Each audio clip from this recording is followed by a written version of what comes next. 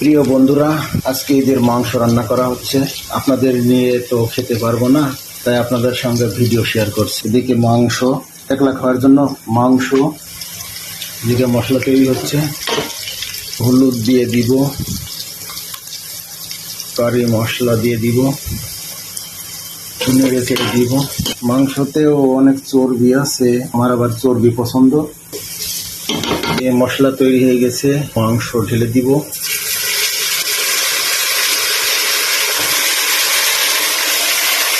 Mix করে দিতে হবে। বাঙালিদের আবার গরু মাংস ছাড়া চলে না। এবারে কিছুক্ষণ ঢেকে দিব, আবার কিছুক্ষণ নেড়ে চেড়ে নিব। আস্তে করে কষাতে হবে, গরম পানি দিতে হবে।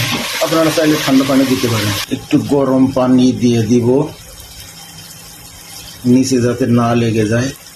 গরম পানি দিয়ে দিলাম।